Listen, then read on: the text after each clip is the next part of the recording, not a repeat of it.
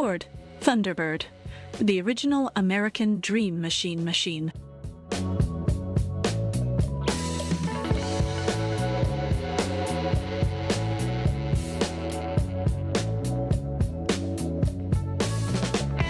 Picture it, the 1950s, a time when Elvis Presley was gyrating his way into America's teenage hearts, and the Ford Thunderbird was burning up the open road.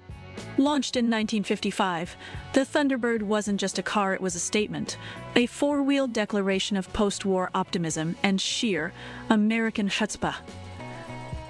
If James Dean had been born a car, he'd have been a Thunderbird. The Thunderbird birthed a new category, the personal luxury car. This wasn't some stripped-down, hair-on-fire muscle machine. No, this was a symphony of style, glamour, and dare I say it, refinement.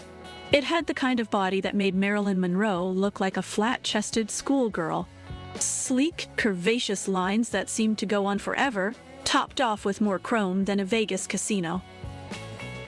Pop the hood, and you'd find a 292 cubic inch Y-block V8 purring away.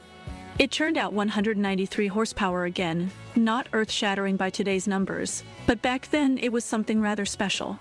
It wasn't about raw speed, but rather smooth, effortless cruising. This car didn't just go places, it arrived in style. It was the automotive equivalent of Frank Sinatra showing up at a roadside diner. Inside, the Thunderbird was a delightful cocktail of luxury and kitsch. Plush bench seats, a dashboard festooned with dials and switches, and options like power windows that would make a 50s housewife swoon. The steering wheel was as big as a life preserver, but that was part of the charm.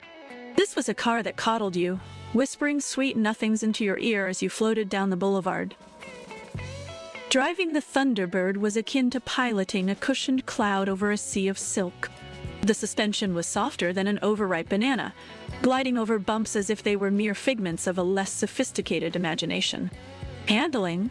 Who needs it when you look this good? Corners were negotiated with the grace of a planet orbiting the sun, slow and majestic. But all was not 1950s perfection. The Thunderbird wasn't exactly a lightweight ballerina. It lumbered around, more tank than sports car.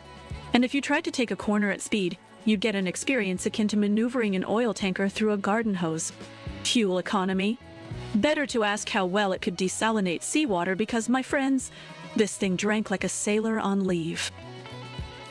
Ford kept revamping the Thunderbird over the years, each iteration bringing something new to the table.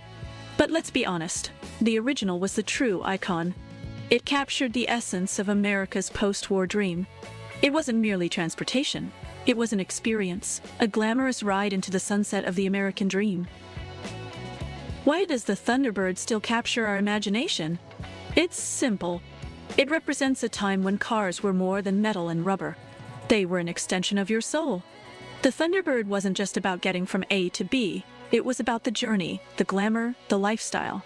It was the kind of car that made you feel like you were doing something grand, even if you were just going to the corner store for a pack of smokes. So, here's to the Thunderbird, the car that took the American dream and put it on four wheels. A car that still makes us smile, long after its chrome has faded. It wasn't perfect, but it didn't need to be. It was brilliant because it dared to be different, and in that daring, it became a legend. If you're hooked on tales of automotive icons and American classics, hit that like button. Subscribe to Atoicons, and let's keep the legend of the Thunderbird and other road legends alive. Buckle up, subscribe, and let's soar through automotive history together.